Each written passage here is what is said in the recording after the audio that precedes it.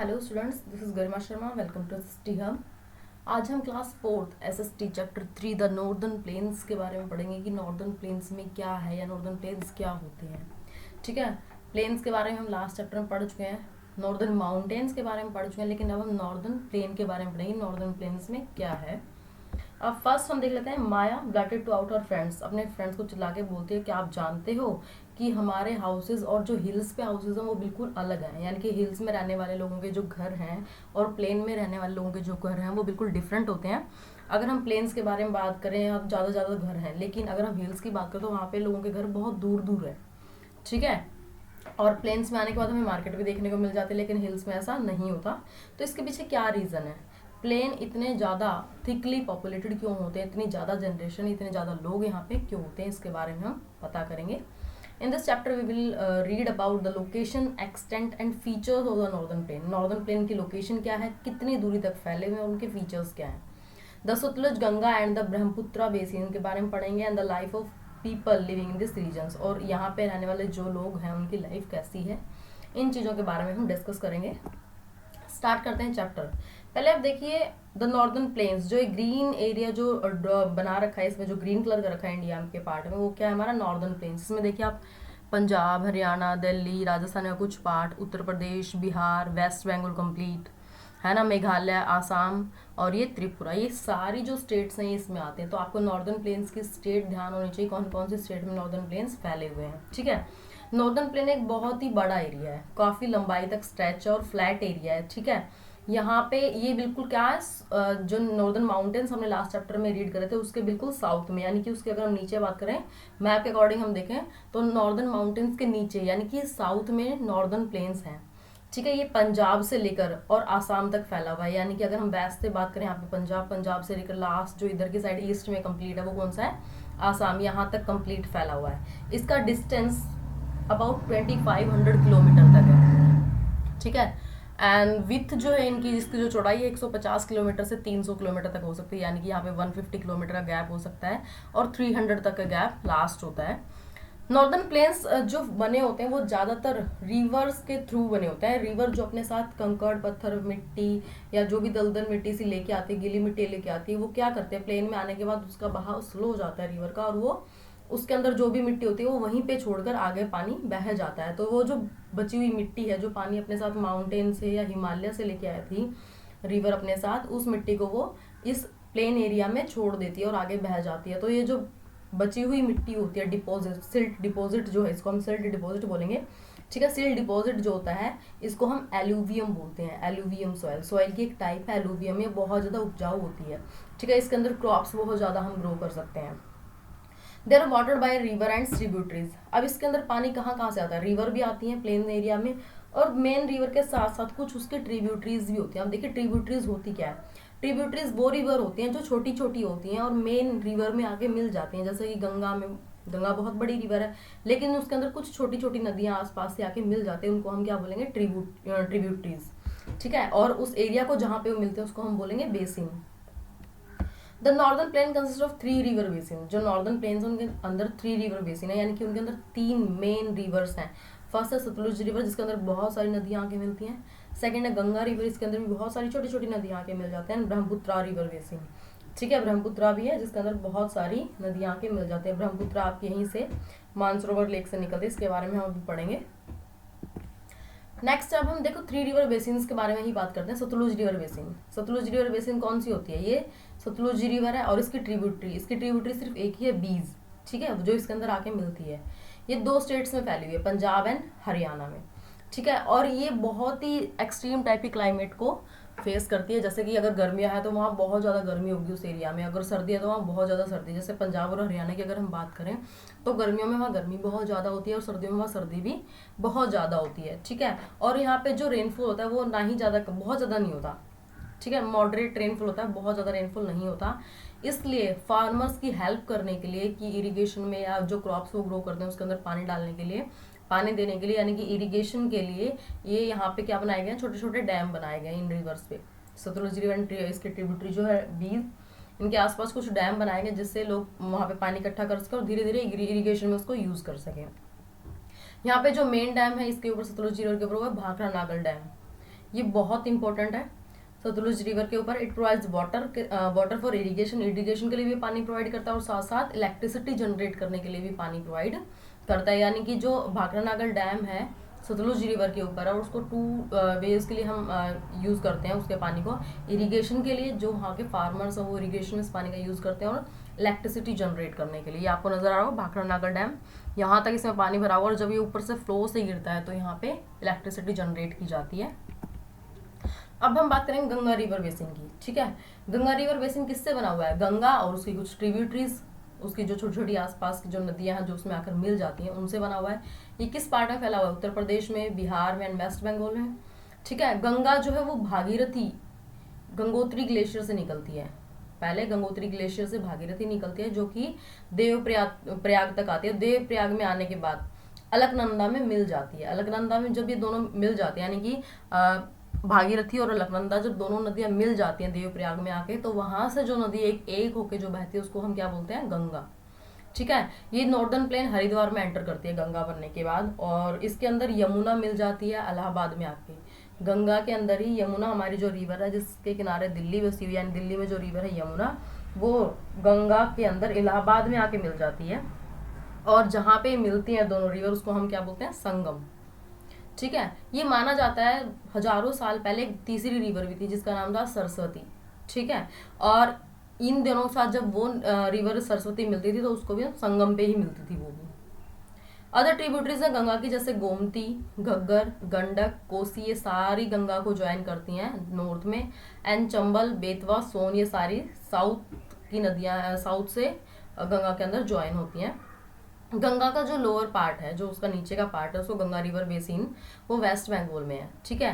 Hair the river flows very slowly, यहाँ पे जो रिवर है बहुत ही स्लो बहती है। उसके अंदर जो भी स्लिट, जो भी मिट्टी होती है, ठीक है, वो सारी वहीं पे लग जाती है। Into a number of branches called distributaries. यहाँ पे बहने के बाद जो बहुत स्लो, बहुत धीरे बहती है, तो उसके अंदर से छोटी छोटी नदियाँ निकल जाती हैं, ठीक है। थोड़े थोड़े बहाव से एक नदी इधर चली गई, दूसरी साइड चली गई। जैसे मान लो यहाँ से गंगा आ रही है और यहाँ पे प्लेन पार्ट आ गया, प्लेन पे बहुत स्लो गई, यहाँ से कुछ इधर जा रही है, कोई इधर जा रही है, कोई इधर जा रही है, ऐसे इसके कुछ ब्रांचेस बट गई, तो उस बटी हुई ब्रांचेस को हम क्या बोलेंगे? डिस्ट्रीब्यूटरीज, जो पानी को बांट देती हैं। ट्रिब्यूटरीज वो रिवर होती हैं जो छोटी छोटी नदियाँ आकर मिल जाती हैं और पानी के बहाव को बढ़ा देती हैं, जबकि डिस्ट्रीब्यूटरी रिवर वो होती हैं जो मेन पानी के बहाव में से छोटी छोटी रिवर्स निकल जाते हैं। जैसे गंगा में से छोटी छोटी रिवर निकल जाते हैं, उनको हम डिस्ट्रीब्यूटरी बोलेंगे। इसी टाइप की जो ब्रांच है वो है हुगली रिवर। हुगली रिवर के किनारे कोलकाता बसा हुआ है। कोलकाता जो सिटी है वो हुगली रिवर के किनारे ही है। अनदर ब्रांच जो है गंगा की वो बांग्लादेश में भी है, जिसको हम पद्मा बोलते हैं, ठीक है। बांग्लादेश में गंगा का नाम क्या है? पद्मा। अब हम बात करेंगे ब्रह्मपुत्रा रिवर बेसिन की। ये eastern part of the northern plane में है, यानी कि बिल्कुल ईस्ट की साइड है। जैसे हमने आसाम पढ़ा था लास्ट, उसमें देखिए मैं आपको दिखा देती हूँ। ये इस साइड ईस्ट, ठीक है। तो इस साइड से ब्रह्मपुत्रा यहाँ से एंटर करती है, इसके बारे में हम पढ़ेंगे। Brahmaputra river basin, the eastern part of northern plain has been formed by Brahmaputra river. Brahmaputra river से ही बना हुआ है, इसलिए इसको हम ब्रह्मपुत्रा रिवर बेसिन बोलते हैं। ये मानसरोवर लेक से निकलती है, तिब्बत से, ठीक है। और वहाँ पे मानसरोवर तिब्बत में उसका नाम क्या है? यारलुंग सांगपो। क्या है? यारलुंग सांगपो, तिब्बती लैंग्वेज में उसका नाम है। ये ईस्ट वार्ड से इंडिया के अंदर एंटर होती है, जैसे अरुणाचल प्रदेश जो वहाँ की स्टेट है उसके अंदर से एंटर होगी और तब वहाँ से इंडिया के अंदर आ जाएगी। इंडिया के अंदर ये आसाम और बांग्लादेश, मतलब अरुणाचल प्रदेश से एंटर होकर असम में जाएगी और असम से बांग्लादेश दूसरी कंट्री में एंटर हो जाती है। बांग्लादेश में ब्रह्मपुत्रा जो है वो पद्मा से मिलती है। पद्मा कौन थी? गंगा रिवर, ठीक है, उससे आके मिलती है एंड एक बड़ा डेल्टा बनाते हैं जिसको हम सुंदरवन का डेल्टा बोलते हैं, ठीक है। वर्ल्ड का सबसे बड़ा डेल्टा है सुंदरवन का डेल्टा। इसका 1/3 पार्ट जो है, या हम बोल सकते हैं ज्यादातर जो पार्ट है वो बांग्लादेश के अंदर है और थोड़ा सा इंडिया में।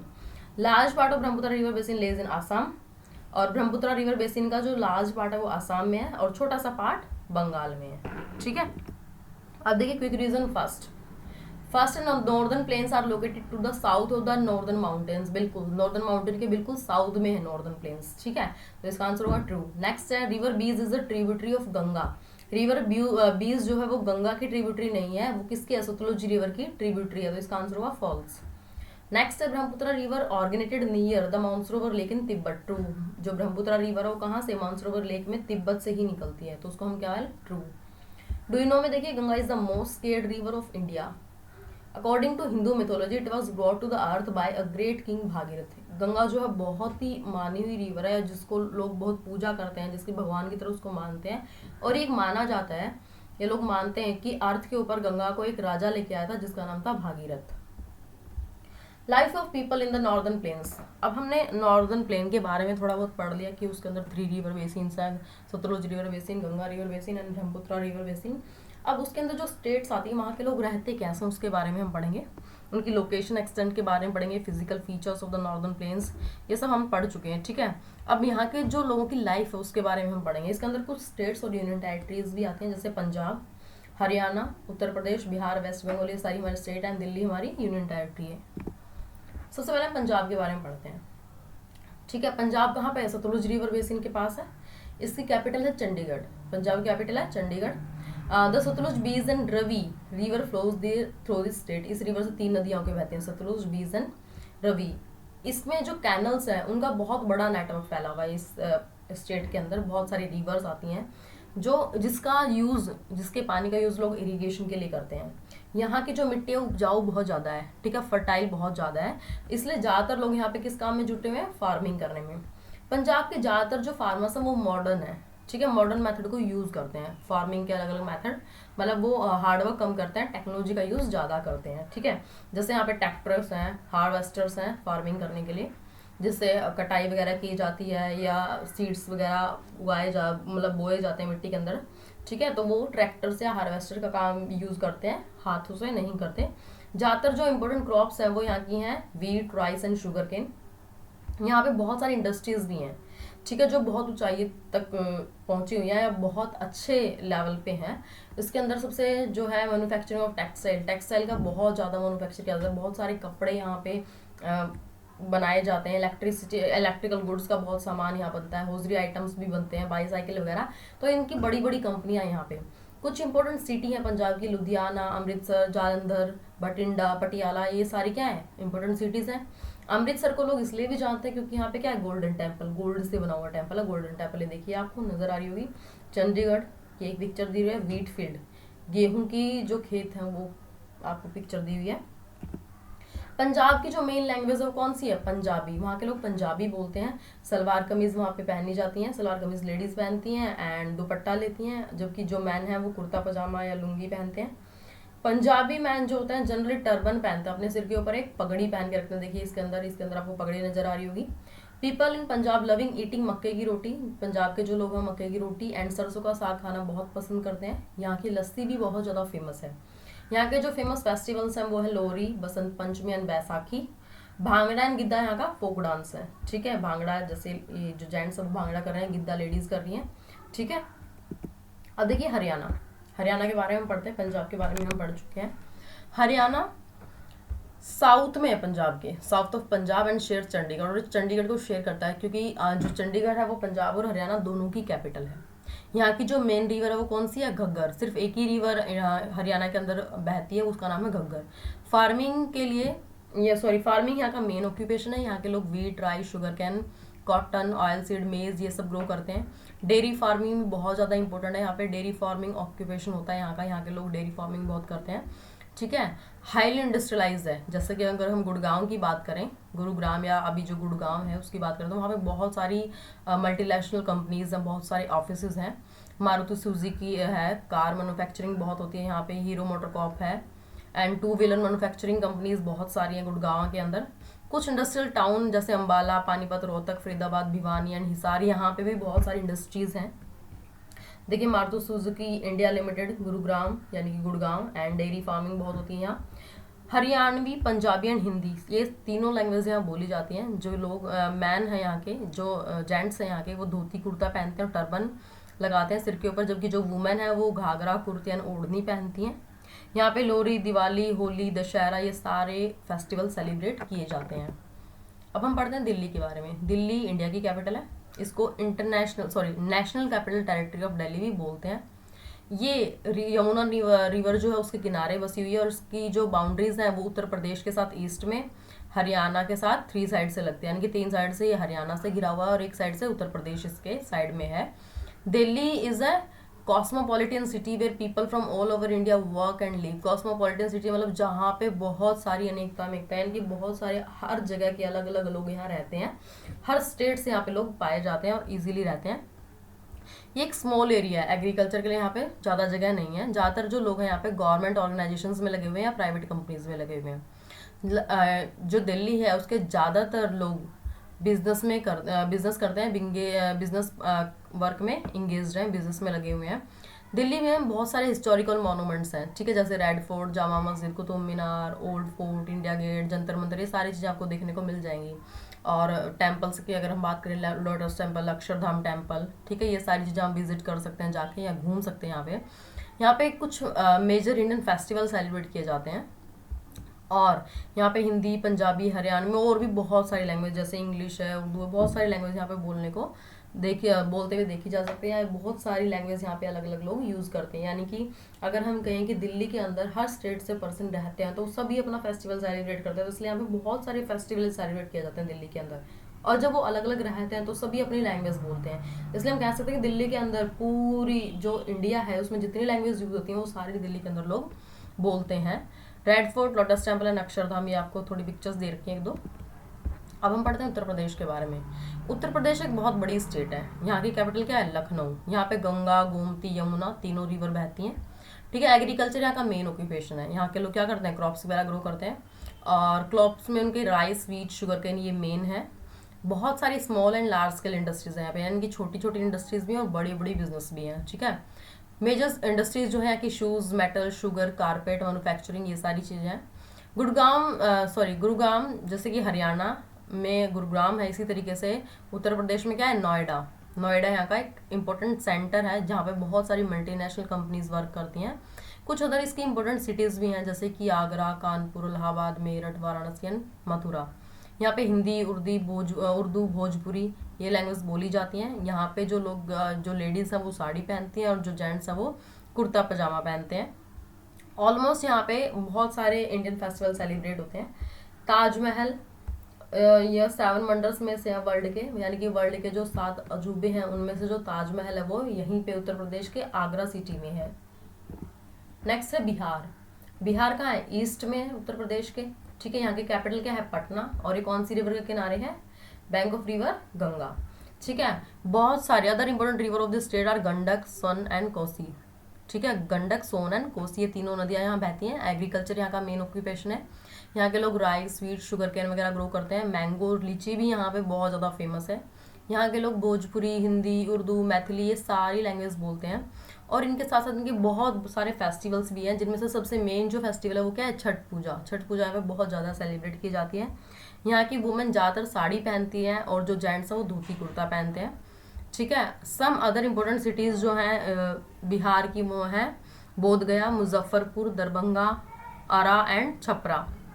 Gautam Buddha is believe to have attend enlightenment under peepal tree in Bodhgaya. ये माना जाता है कि बोधगया के अंदर एक पीपल का पेड़ है जिसके नीचे गौतम बुद्ध को सत्य का ज्ञान हुआ था, ठीक है। The ruin of Nalanda university and ancient university can still be seen in Nalanda. Nalanda के अंदर सबसे बड़ी और सबसे पुरानी यूनिवर्सिटी जो आज भी वहाँ पे वैसे ही है। अब हम बात करते हैं वेस्ट बंगाल। वेस्ट बंगाल क्या है? ईस्ट में है बिहार के। यहाँ की कैपिटल है कलकत्ता। ये हुगली रिवर के किनारे बसा हुआ है। यहाँ पे तिस्ता एंड दामोदर नदियाँ भी बहती हैं, ठीक है। फार्मिंग यहाँ का मेन ऑक्यूपेशन है। यहाँ के लोग ज़्यादातर rice, potato, jute, T, sugar cane, wheat and tobacco ये सारी चीज़ें ग्रो करते हैं। यहाँ में बहुत सारी इंडस्ट्रीज भी हैं जैसे स्टील की, टेक्सटाइल की, ज्वेलरी वगैरह यहाँ पे बनाई जाती हैं। यहाँ की मेन लैंग्वेज क्या है? बंगाली। यहाँ के लोग क्या बोलते हैं? बंगाली। बंगाली वुमेन जो है वो साड़ी पहनती हैं, स्पेशल स्टाइल में, एक अलग डिफरेंट स्टाइल में साड़ी पहनती हैं। और जो मैन है वहाँ पे धोती कुर्ता पहनते हैं। यहाँ का जो स्टेपल फूड है वो है फिश एंड राइस, यानी सबसे ज़्यादा जो खाया जाता है फूड वो कौन सा है? यहाँ पे फेमस स्टेपल फूड है फिश एंड राइस। यहाँ पे दुर्गा पूजा होती है, काली पूजा होती है और बहुत सारे मेजर फेस्टिवल्स भी होते हैं।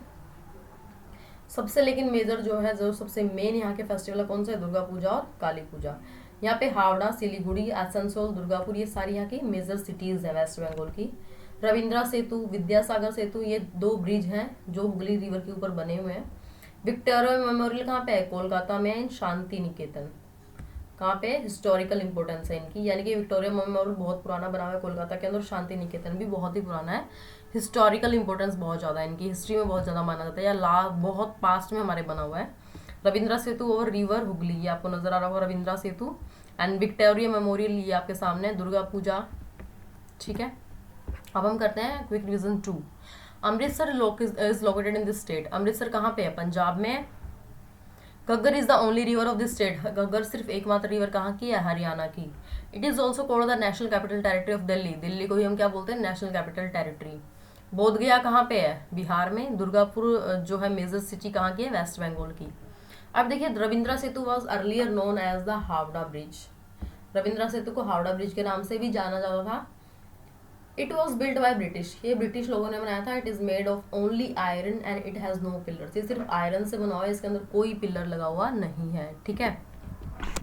कीवर्ड्स हम देखें, एल्यूवियम, एल्यूवियम एक डिपॉजिट होता है, क्ले डिपॉजिट की जाती है, जो रिवर अपने साथ पानी के साथ बहा के मिट्टी को लेके आई होती है, और वो एक एरिया में, प्लेन एरिया में आने के बाद छोड़ देती है उस मिट्टी को, वहीं पर पानी आगे बह जाता है, तो जो वो मिट्टी या जो सिल्ट वो बच जाता है, सॉइल जो बच जाती है, उसको हम एल्यूवियम बोलते हैं, वो बहुत फर्टाइल होती है। ट्रिब्यूटरीज क्या होती हैं, a stream or river flowing into a large river or lake, वो छोटी छोटी नदियाँ जो बड़ी लेक में आके या बड़ी रिवर में आके मिल जाते हैं, उनको हम ट्रिब्यूटरीज बोलते हैं। डैम, डैम क्या होते हैं, वाटर या रिवर के ऊपर बड़े बड़े डैम बनाए, बैरियर बनाए जाते हैं, जो कि पानी को रोक के रखते हैं एक हाई लेवल तक, ठीक है, और उसको आगे थोड़ा थोड़ा करके भेजते हैं। उसका वर्क हम इरिगेशन में उसको यूज़ कर सकते हैं, और इलेक्ट्रिसिटी के लिए भी, इलेक्ट्रिसिटी जनरेट करने के लिए भी हम उस पानी का यूज़ करते हैं, उनको हम बोलते हैं डैम। डिस्ट्रीब्यूटरीज, डिस्ट्रीब्यूटरी जैसे ट्रिब्यूटरी क्या होते हैं, मेन रिवर में आके मिल जाती हैं, इसी तरीके से मेन रिवर में से जो छोटी छोटी नदियाँ बह जाती हैं, अलग अलग हो जाती हैं, ब्रांच में बट जाती हैं, उसको हम क्या बोलेंगे, डिस्ट्रीब्यूटरी। स्टेपल फूड, जो रूटीन में खाया जाता है, कॉन्टिन्यू, जैसे सुबह को डेली लेना, या रात को या शाम को, या अक्सर ज़्यादातर लोग उस फूड को खाते हैं, उसको हम बोलते हैं स्टेपल फूड। रिकैप में देखते हैं, the northern plains are situated to the south of the northern mountain, northern mountain के साउथ में नॉर्दर्न प्लेन्स, ठीक है। ये पंजाब वेस्ट में से लेकर आसाम ईस्ट तक फैला हुआ है।